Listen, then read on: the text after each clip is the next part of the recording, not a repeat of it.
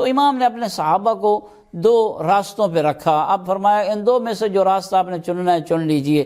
فرمایا فَإِنْ أَرَدْتُمُ الْحَيَاةَ قَبِلْنَاهُ مِنْهُ، اگر آپ زندگی چاہتے ہیں، موت نہیں چاہتے ہیں، ظاہر ہے جنگ ہوگی تو مریں گے، ادھر بھی شہید ہوں گے، ادھر سے لوگ مریں گے، تو اگر آپ زندگی چاہتے ہیں تو ہم اس امر کو، جس امر کی طرف اس نے دعوت دی ہے حاکم شام نے، ہم اس کو قبول کر لیتے ہیں. وَأَغْضَضْنَا عَلَى الْقَضَاءِ، اور جو یہ تلخ کڑوا گھونٹ ہے ہم اس کو پی لیتے ہیں. اس کے ساتھ موادنہ اور ہدنہ کرنا ہے تو تلخ اور کڑوا گھونٹ ہے، لیکن ہم بھر لیتے ہیں اگر آپ حیات چاہتے ہیں، زندگی چاہتے ہیں. وَإِنْ أَرَدْتُمُ الْمَوْتَ، اور اگر آپ موت چاہتے ہیں، شہادت چاہتے ہیں، یعنی ظاہر ہے جنگ ہوگی تو پھر آپ کو موت کے سے بھی ہمکنار ہونا پڑے گا.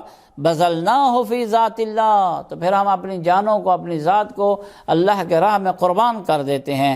وَحَاكَمْنَاهُ إِلَى اللَّهِ، اور پھر ہمارا فیصلہ اللہ رب العزت ہی کرے گا، اسی کی طرف ہم اپنے فیصلے کو جو ہے وہ اسی کے سپرد کر دیتے ہیں، وہی فیصلہ کرے گا. جب یہ خطبہ دیا حضرت امام حسن مجتبی علیہ السلام نے، تو اس وقت ان کی پوری جو قوم تھی وہ یکجمع ہو کے انہوں نے یہی کہا، بل البقیۃ والحیات، کہنے لگے ہم تو باقی رہنا اور زندہ رہنا پسند کرتے ہیں.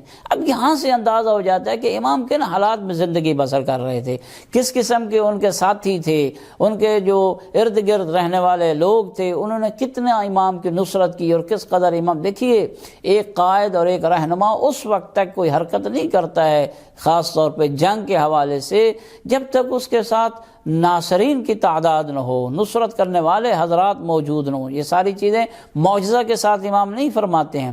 اس کے لیے جو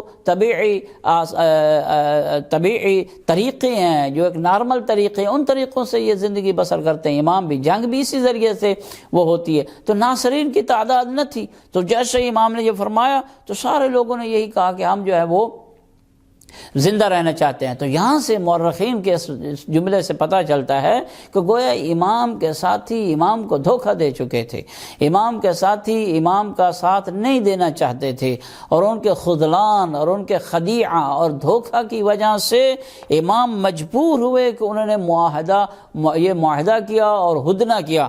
اور یہ لوگ در حقیقت امام کے خون کے بھی پیاسے ہو چکے تھے.